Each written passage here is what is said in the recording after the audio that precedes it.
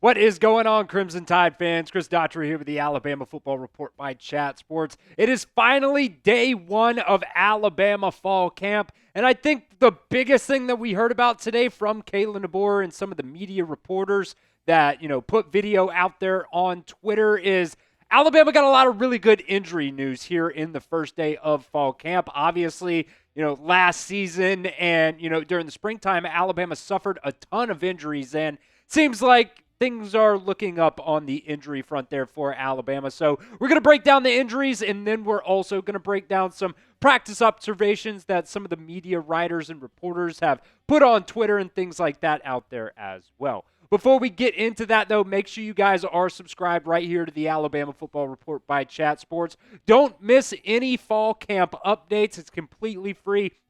All you got to do is hit that sub button for me, youtube.com/@RollTideTV. We're going to continue to keep you guys updated on fall camp, on recruiting. And then once the season starts, we're going to have our watch parties for you guys as well. So do not miss out. Hit that sub button and join the community right here at the Alabama Football Report.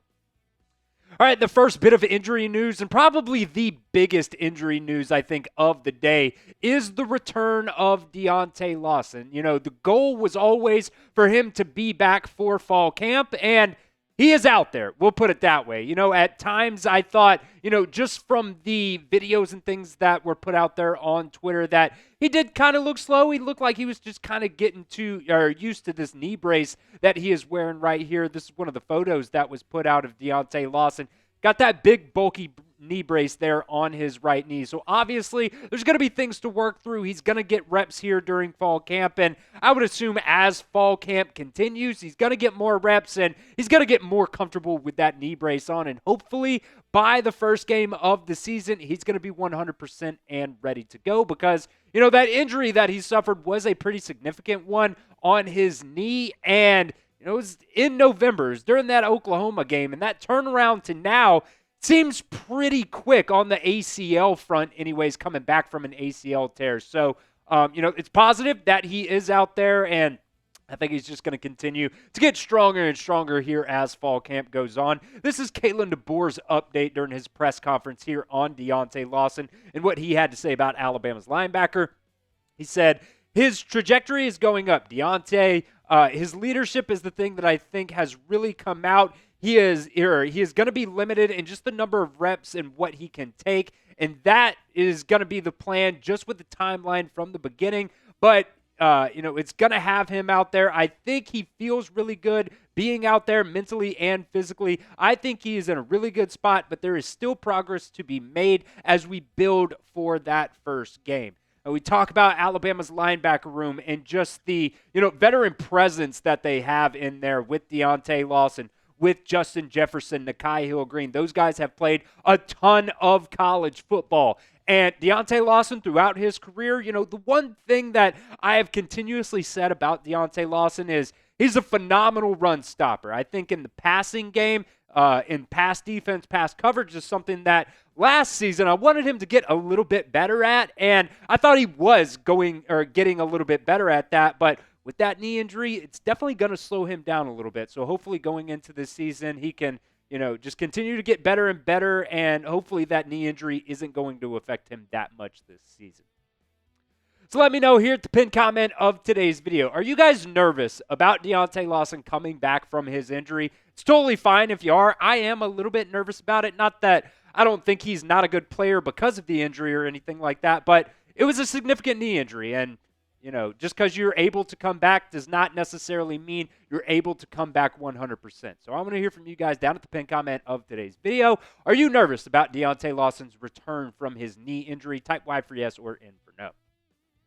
All right, the next one, I would say probably the second biggest significant injury update here is Keon Sabb. He was back out there at practice today, and when you look back at last season, he ended up getting injured. I believe it was really is when he came out during that Tennessee game, was, playing that game with a broken foot. You just talk about the dog that Keon Sabb has in him. I think, he opened up that season last year, had 2 interceptions in the first game of the season, and then after that, kind of seemed like he was struggling a little bit, which is, totally fair. I wouldn't really expect him in a new system where everybody's learning the new system for him not to really struggle. But I think going into this season, you have that duo with Keon Sabb and Bray Hubbard. Man, you look at PFF and what they've put out there, and you look at guys like Clint Lamb and, some other people out there that do Alabama and national college football media as well. They're very, very excited about both Keon Sabb and Bray Hubbard. And then you also have Zay Mincy there as that safety 3. If anything were to happen to one of those two guys, there's a lot of confidence in Zay Mincy and what he can bring to the table. And even freshman Ivan Taylor as well. A lot of people are really, really excited about him and what he could possibly bring to the table. So this Alabama secondary in general is really, really good, but I'm very, very excited about this safety room in particular. All right, next up is the tight ends. If you guys remember back to Alabama's spring practice, they got down to like one tight end. The rest of them were injured, and, it's very good now that these tight ends are beginning to get a little bit healthier here. We'll start off here with some of the tight ends that were limited today. They're not 100% fully back here. You've got Josh Cuevas and Danny Lewis Jr. Personally, I think they're going to be, your number 1 and number 2 tight ends there. Both of those guys were kind of off working by themselves, and then during team stuff, they were, standing over there, but they weren't necessarily getting involved. Kalen DeBoer said, as fall camp goes on, those guys are going to be, adding volume, getting more reps as the spring goes on. So I think by the time the season starts, barring, knock on wood, any type of, any setbacks or anything like that in fall camp, those guys should be good to go as well. And then, Kalen DeBoer said the rest of the guys were pretty much good to go from there. Talk about Marshall Pritchett, one of the other tight ends coming in here in this past year's recruiting class. He had a pretty bulky brace on his left knee there, but he was going through stuff. And Kalen DeBoer said, although he did have that knee brace on, he's pretty much good to go as well. So that is a very, very positive thing for him. You just look at this tight end room in general here. You got Josh Cuevas, Danny Lewis Jr., you got 7 tight ends now opposed to, last season. You probably wish you had a couple of more during the springtime. And Alabama went out and they got Brody Dalton. They got Jackson Marcos. So there are a lot more bodies in this tight end room, which at the end of the day is just going to be a good thing for Alabama. We'll see how the reps and everything like that shake out. We did our, depth chart stuff yesterday, and Charlie Potter of Bama Online was thinking Josh Cuevas, Danny Lewis Jr., Brody Dalton are going to be your 3 top tight ends there. We'll see if it actually shakes out that way. All right, Domani Jackson is back yet again. He was out, during the springtime. He was banged up during that, and there's no significant injury on him. He was just, banged up during the springtime. But he is going to be, one of your starting cornerbacks this year. And, it's a real shame that this Alabama cornerback room is not getting enough love that I think they really should be. I think Domani Jackson and Zabian Brown are probably 2 of the best corners in the SEC, if not in college football. And I'll be honest with you guys, if they're going under the radar, that's fine. People can doubt them all they want. I think during the season, this cornerback room is going to be really, really solid as well. And then one of the guys I am super excited about this year is Jalen Hale. If you guys remember, he suffered a pretty significant knee injury in the spring of 2024 when Kalen DeBoer first got hired. And by all accounts, it seems like he's doing a really good job in his rehab, and he is back out there at practice now. This is what Kalen DeBoer said about Jalen Hale. He said, where he was at a year ago with the injury in the spring of 2024, pretty significant injury at that time between he and our medical staff doing an awesome job of pushing forward. There's reps that he hasn't taken, banked reps that other guys have. He's still learning as we go. Every rep, he's going to get more and more confident. He's certainly got a lot of tools, and I want to see his growth. I am very excited about that this fall. We'll continue on with some practice observations here in just a second, but first, want to give a shout out to our friends over at Fanatics. You guys can get this Alabama quarter zip right here just by going to chatsports.com/BamaQTRZip. QTR spelled out just like that, just the letters, because it is a quarter zip. It is on a massive sale right now. It was $90.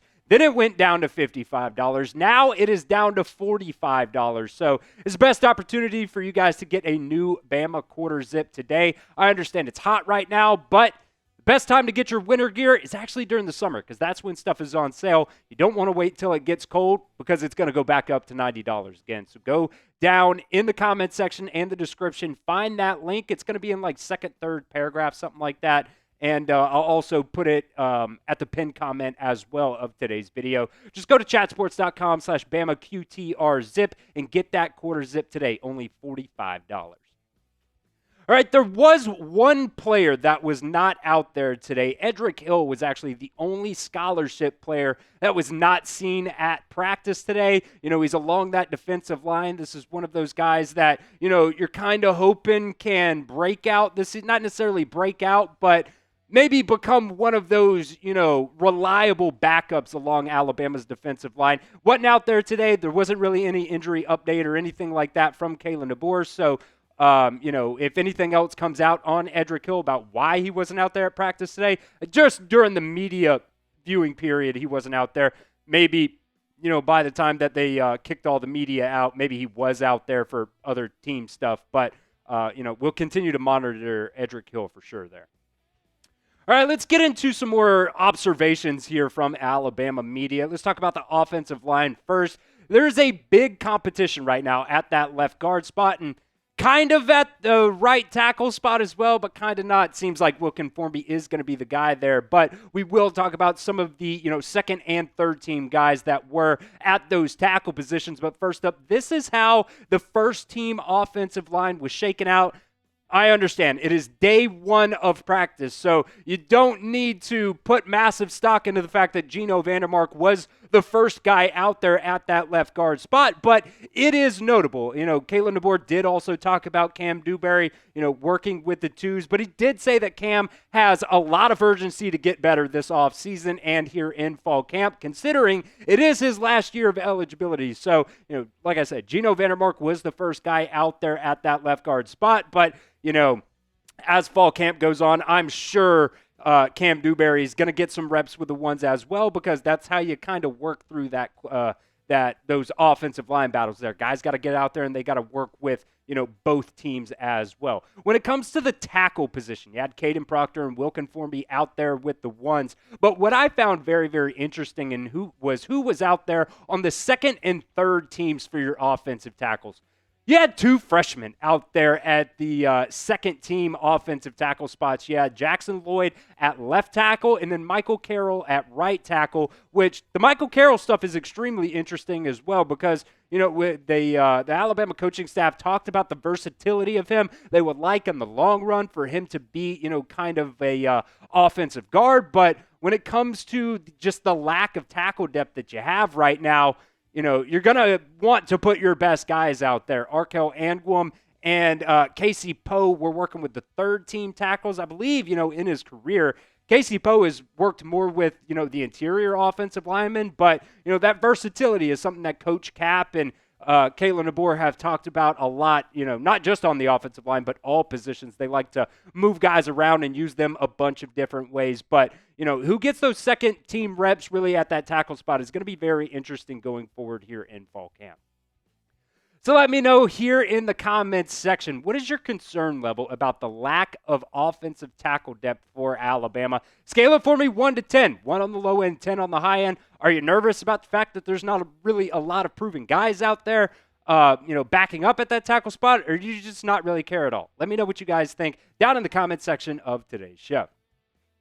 All right, some more practice observations here. Just want to talk about the quarterbacks a little bit. There wasn't a ton that really, came out about the quarterbacks. They were really, posting videos of guys throwing and handing off to the running back. So there wasn't a lot to see there. But I do think, when you're talking about guys like Austin Mack and Keelan Russell, I think those guys have put on a lot of weight here, good weight, put on a lot of muscle here in the offseason. I thought they just looked, bigger, more solid. I'm going to kind of refrain from going full Hugh Freeze and saying that Austin Mack had a lot of girth to him. But, if you guys didn't see that, you should really go to find that video of Hugh Freeze. It's kind of crazy how many times he said girth and length just in a 2-minute span there. But when you're talking about the quarterback position here, The lines were the same. It was Ty Simpson first, then it was Austin Mack, and then it was Keelan Russell, which, that might shake out a little bit too. They're going to mix the reps up a lot during this, spring. But Kalen DeBoer did talk about Ty Simpson and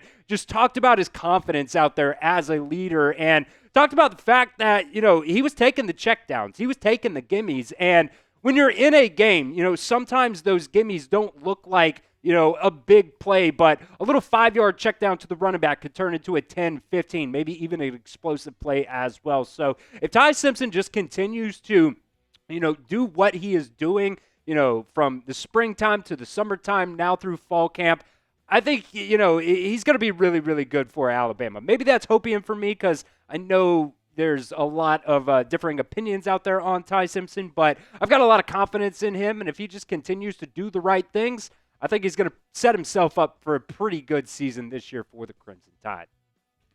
Next up is Jeremiah Beeman. Every single time I see this kid, whether it's on Twitter, him going out there and posting some of the off-season stuff that he has done, working out and things like that, I am very, very excited about this guy. I thought last season, I thought he looked a little bit small when he was out there. Not small, obviously, but like a little bit smaller than I would have liked him to be being there at that defensive tackle spot. But I do think Jeremiah Beeman is really set up for a breakout season this year. You look back to that Michigan game. He had a lot of pressures in that game. He did a very decent job. So, this is from Clint Lamb. He gained 18 pounds this offseason. So Jeremiah Beeman, got a lot of confidence in him. Every single time I see, videos of him, he just looks more explosive. He just looks faster, and he really does look like he fits the bill there at that defensive tackle spot. Over to the cornerback position now, and it's just kind of crazy. Your cornerback room is probably, top 2 position groups, in my opinion, on this Alabama team right now. Every single time I see a video or a photo of Dejoun Lee, I'm just like, my God, that dude is so big to be at the cornerback spot there. And it really does, I think, raise a question of who might be this cornerback 3 for Alabama this season. Obviously, you have Domani Jackson and Xavier Brown. They're going to be your top 2 guys, but there's a lot of buzz about Cam Calhoun coming over from Utah. PFF graded him in the top 10 of corners from last season's college football season. And then you're adding 5-star Dejoun Lee, who has insane, length and girth on him too, I guess, if you want to quote Hugh Freeze there. But it's going to be very interesting. If one of those 2 guys goes down, who's going to be that third corner that goes in? Is it going to be Cam Calhoun or is it going to be Dejoun Lee? Maybe even, I'm still, to just be completely honest, you can call me crazy, but I'm not totally sold on Deshaun Jones there at that Husky spot. I wonder if, Kane Womack wants to get the best guys on the field. Maybe Cam Calhoun or Dejoun Lee play that Husky spot. We're just going to have to see. That's just totally me spitballing on that front. All right, lastly here is the running backs. Kalen DeBoer talked about them a little bit today, and I put the photo there of Draylen Washington because, he was a guy that Kalen DeBoer did mention. He mentioned Daniel Hill, Richard Young, and Draylen Washington being some of those guys there behind Jam Miller. And he did mention that, here in the fall, obviously it's just the first day, they're in helmets and spider pads out there and shorts. So they're not doing a ton of stuff, but this is the 3rd time now that he has seen this install. So he's getting a lot more comfortable just going out there and playing more free-flowing, so that's a positive thing, especially when you look back to last season. Alabama was very, very banged up at that running back spot. So just having an extra body in that room is probably going to prove to be a really, really positive thing for Alabama this season, and I really do hope that he gets a lot of playing time this year along with Jam Miller, Daniel Hill, and Richard Young. I'm very, very excited to see kind of how that shakes out there with Draylen Washington. Make sure you guys are subscribed right here to the Alabama Football Report. We will continue to keep you guys updated on all things Alabama football news. Do not miss out. Hit that sub button for me. It's youtube.com/@RollTideTV.